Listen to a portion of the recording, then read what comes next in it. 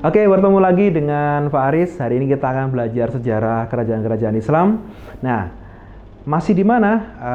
Di pendidikan.id, pusatnya video-video edukasi. Nah, hari ini Pak Aris akan menjelaskan tentang kerajaan Islam yang terakhir, yaitu kerajaan Goa Talo. Nah, kerajaan Goa Talo itu kalau kalian belajar tentang buku sejarah, bagi yang belum tahu, di mana sih Pak kerajaan Goa Talo itu ya? Jadi kerajaan Goa Talo itu ada bukan namanya bukan kerajaan Goa Talo tapi kerajaan Goa dan kerajaan Talo. Nah, biar kamu lebih paham lagi lokasi kerajaan dari kerajaan Goa dan kerajaan Talo ini lebih dikenal dengan nama Kerajaan Makassar. Loh kan, paham kan? Kalau saya bilang Goa Talo kamu nggak paham, tapi kalau kamu mendengar Makassar langsung bilang, wah, Coto Makassar. Bukan ya, bukan Soto Makassar, tapi apa? Kerajaan Makassar. Nah, pada awalnya kedua kerajaan ini, yaitu kerajaan Goa dan Talo ini adalah sebuah kerajaan yang berbeda, yaitu kerajaan Makassar itu sebenarnya adalah apa? Dua kerajaan yang berbeda, yaitu kerajaan Goa dan kerajaan Talo. Nah, dua kerajaan tersebut kemudian berintegrasi menjadi kerajaan Goa dan Talo. Letak kerajaan ini itu di Makassar, Sulawesi Selatan. Letak kerajaan ini yaitu di Semenanjung Barat Daya, Sulawesi. Kerajaan ini menjelma menjadi salah satu kerajaan terkuat di dunia timur atau di Indonesia bagian timur. Nah, itu adalah profil singkat tentang kerajaan Goa Talo. Nah, kalau kita bicara tentang kerajaan Goa Talo, kita harus tahu sumber sejarahnya dong. Iya.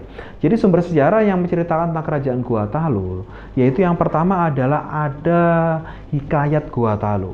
Nah, hikayat ini salah satunya berkisah tentang proses Islamisasi di wilayah Makassar atau Goa Talo.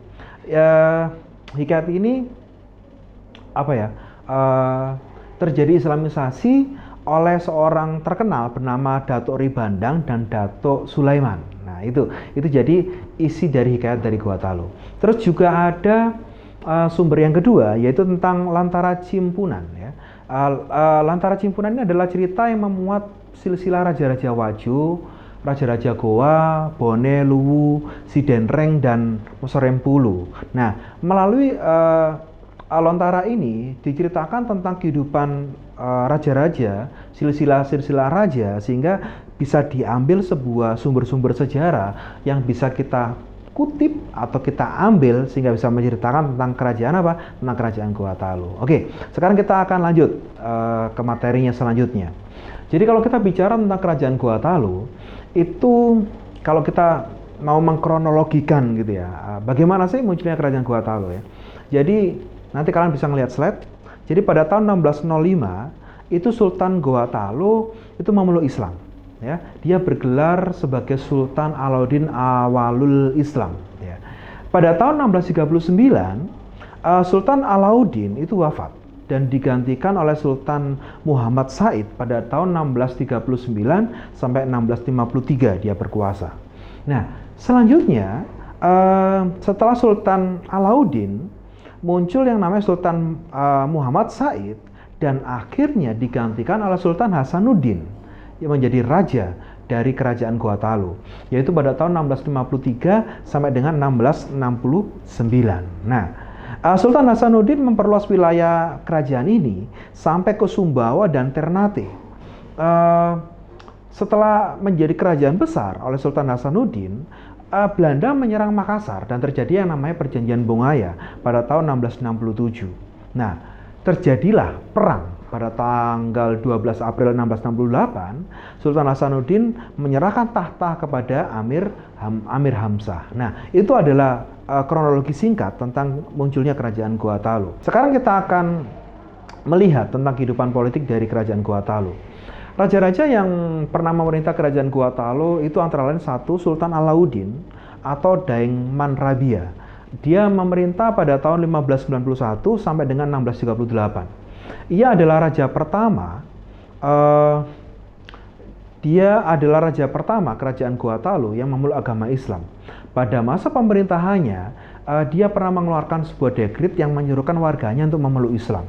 Nah, pada masa pemerintahannya itulah telah dirintis kegiatan pelayaran dan perdagangan. Inilah yang akhirnya membantu kehidupan dari kerajaan Goa Talo di sektor apa? Di sektor perekonomiannya. Nah, ada juga raja yang kedua, yaitu Sultan Hasanuddin. Ya, Sultan Hasanuddin ini adalah seorang raja yang sangat terkenal di Makassar atau di Gua Talu. Dia memerintah 1653 sampai 1669. Ya. Nah, Sultan Hasanuddin ini adalah mempunyai nama lengkapnya adalah Sultan Hasanuddin Tumenanga Ribaila Pangkana. Dia sebagai raja yang terkenal dari kerajaan Gua Talu yang dijuluki sebagai ayam jantan dari timur, atau dengan nama lain sebuah julukan ini itu adalah pemberian dari Belanda. Dalam sebuah tulisannya Belanda menuliskan gelar atau julukan dari Sultan Hasanuddin sebagai apa? The Hotzes van het Oosten, yaitu ayam jantan dari timur, Oosten, timur. Ya. Sultan Hasanuddin itu lahir pada tahun 1631. Nama panjangnya itu adalah Malambesi Muhammad Bakir Daeng Matawang Karaeng Buntu Mangabe. Dia lahir pada tahun 1631 dan dia wafat pada tanggal 12 Juni 1670. Itu adalah profil tentang Sultan Hasanuddin. Nah, di profil awal dari kerajaan Gua Talu tadi, Pak Aris menceritakan kedatangan Belanda menyebabkan adanya sebuah perjanjian Belanda dengan Sultan Hasanuddin, VOC dengan Sultan Hasanuddin, yang dikenal sebagai apa? Ya, sebagai Perjanjian Bungaya.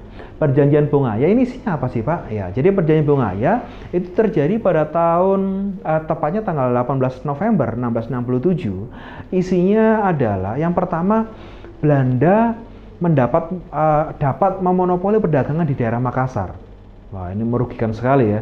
Jadi Belanda sebagai penjajah datang ke Makassar, ternyata apa? Melalui perjanjian Bungaya, Belanda mendapatkan hak khusus, yaitu memonopoli perdagangan di Makassar.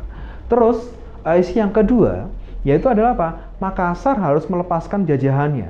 Jadi wilayah-wilayah dudukan dari Makassar yang tadi direbut oleh Sultan Hasanuddin itu harus dilepaskan. Terus, isi yang ketiga dari perjanjian Bungaya, Belanda boleh mendirikan benteng-benteng di Makassar. Coba bayangkan, kita ini serba salah ya. Sudah dijajah, dimonopoli perdagangannya, disuruh melepaskan wilayah-wilayahnya, dan apa? Wilayah kita didirikan benteng milik Belanda. Yang keempat, Aru Palaka harus diakui sebagai Raja Bone. Nah, itu adalah isi dari perjanjian Bungaya yang sangat merugikan bangsa Indonesia, terutama kerajaan Makassar. Nah, sekarang setelah kita membahas tentang kerajaan Makassar, profil singkatnya dalam kehidupan politik dan perjanjian Bungaya, sekarang kita akan mengupas tentang kehidupan ekonominya. Nah, kehidupan ekonomi dari kerajaan Gua Talu, kehidupan ekonomi ini dari kerajaan ini itu bertumpu pada perdagangan dan pelayaran. Dengan berkembangnya Makassar sebagai pusat perdagangan di wilayah timur mengakibatkan warga asing banyak berdagang di Makassar, sehingga kerajaan Gua Talu menitik beratkan ekonominya di bidang perdagangan. Ya. Kehidupan sosialnya bagaimana, Pak Aris? Ya, kehidupan sosial dari kerajaan Gua Talu itu menganut feodalisme atau feodal. Nah, masyarakat Makassar itu terdiri atas 3 lapisan atau kelas. Ya. Kelas tertinggi itu adalah bergelar Karaeng yang terdiri dari kaum bangsawan. Ya.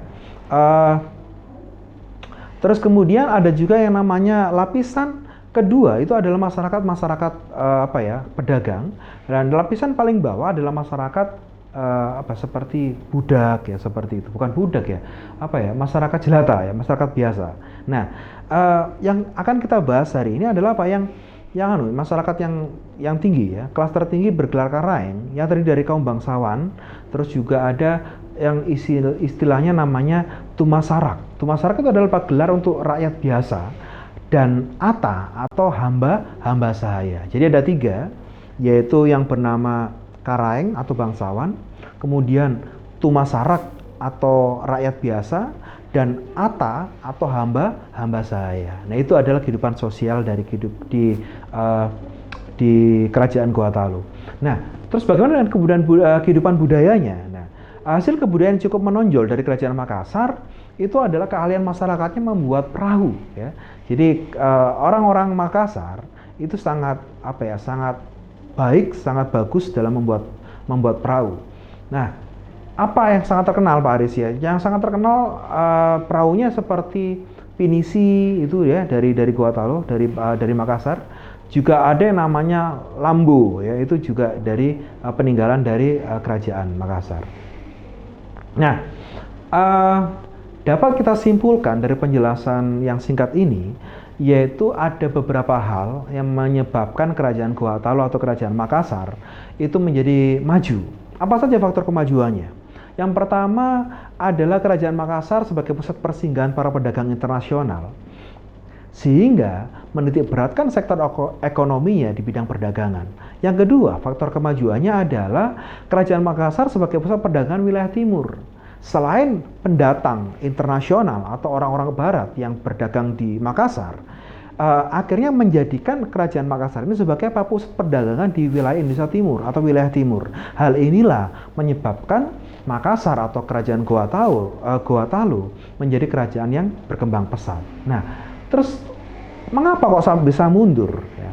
Jadi setelah majunya tadi sudah tahu ada dua faktor.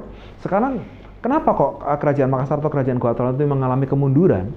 Nah, kerajaan ini mengalami kemunduran itu karena satu, di kerajaan Makassar terjadi pertentangan keluarga bangsawan. Mereka berperang sendiri, mereka memperebutkan tahta sehingga mengalami kemunduran. Terus yang kedua, karena ada faktor tidak ada regenerasi yang cakap. Dalam artian tidak ada sosok pemimpin yang bisa mempersatukan wilayah Makassar.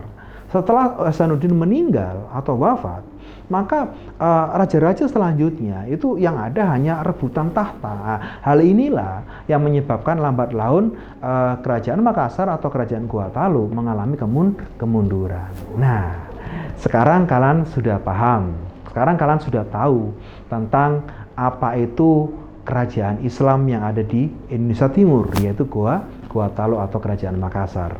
Semoga penjelasan Pak Aris yang singkat ini bisa menambah khasanah kalian tentang sejarah Indonesia, terutama kerajaan-kerajaan Islam yang ada di Nusantara.